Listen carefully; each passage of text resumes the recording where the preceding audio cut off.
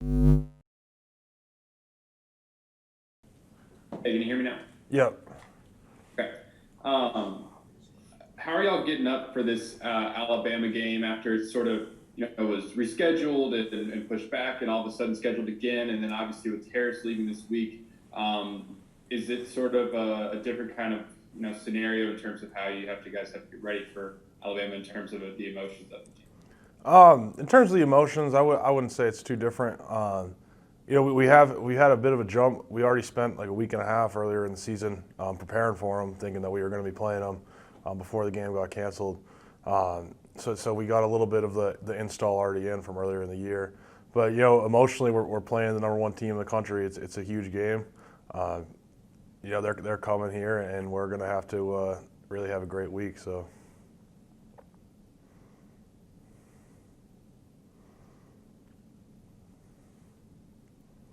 Hey Liam, so obviously you guys are, the whole offense really is coming off a pretty disappointing game this last weekend. I guess for you guys as an offensive line, just going back and watching the film, what were some of the things that you guys noticed that just you guys weren't doing correctly, and just kind of how do you, focus that in on this week and trying to get a little bit better? Yeah, we struggled to get the run game going, which I talked about last week. I said that was going to be important for us to stay out of kind of their third and long situations because I knew that they have a good defensive coordinator and good schemes, and in our pass protection, the way that we were designed our protections, we had seen a few of their tendencies, and they ended up breaking them, which is why you saw some guys getting run free, especially earlier in the game. But by the time we made the adjustments, it was a little bit too little, too late. So. You talked. What was it that A&M was doing there that broke tendency? Just in that look where they had six guys on the line of scrimmage, they typically had shown that they always were bringing the pressure from one side. So we were trying to slide our protection that way, and they figured it out and they started coming the other way, and ultimately that's kind of what happened. So. Is that why? Did y'all ever adjust to like a 5-0 concept, like man protection, to try to counteract that? Yeah, well, that's what we would typically do, but they would be having six guys on the line of scrimmage, so without the running back in protection, we'd be outnumbered in a way, which is ultimately what we ended up having to kind of adjust to later in the game. Was kind of keeping the running back in and kind of accounting for all six, but yeah.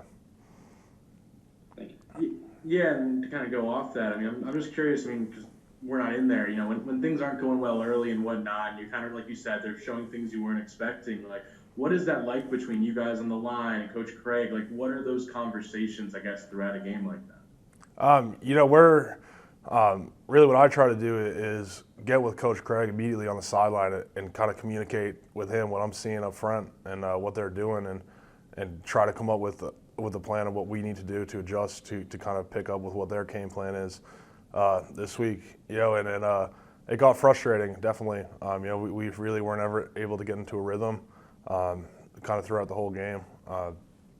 So. Hey, y'all are obviously moving now from one elite defensive line to another. I mean, are there any differences that you've noticed in the way that Texas A&M and Alabama kind of attack on the front lines of defense, and just kind of what are some of the differences there? Yeah, they're both great units.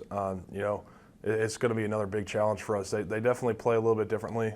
Texas A&M, at least based on the film that I've been watching so far, they seem like they moved a little bit more, whereas Alabama kind of they like to play some more base defenses and to play straight up.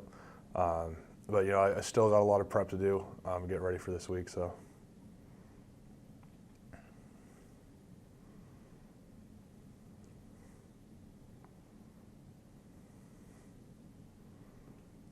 Liam, obviously, y'all lose Terrace this week. He decides to opt out. What was it? Do y'all think about that decision happening as team mentions? Like, what was y'all's reaction to it? And was it difficult at all to sort of reconcile that with his speech a few weeks ago about kind of togetherness? Is it just going to be tough to play the season with the rest of you without him? Obviously it's sad to see Terrace go. He's a heck of a player and really a great leader and guy in the locker room. But at the end of the day, there's no animosity towards him from me or from anyone on the team, really. This was the best decision for him and his future, and we all support him wholeheartedly. And just going forward, now it's just got to be next man up. We've already been in that situation in some other positions throughout the year, so I know that we got some guys in the wide receiver room that are looking forward to kind of taking their new opportunity and seeing what they can do with it. Yeah, I mean, obviously this year is just unprecedented in tons of ways, and I know you guys are kind of getting used to the departures, but just what is it like just going through a year where, like, week to week your team just changes, like, in what it is? Yeah, I mean, it's different.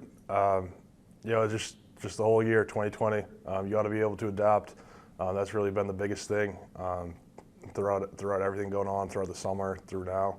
And this is just no different. Just being able to adjust as things kind of get thrown your way. So.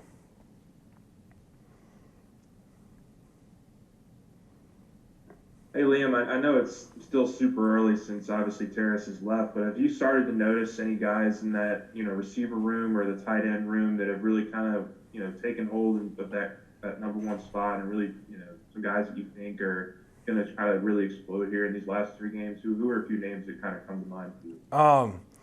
Yeah, it's still early to see who kind of definitely took up this number one role, but with Racy still out, there's a lot of opportunities with John Trey, Jure, Kayshawn, and Coy. They're all really good players. And I'm honestly excited to see what they'll be able to do stepping into a role like Terrace has been in for us throughout this season. So.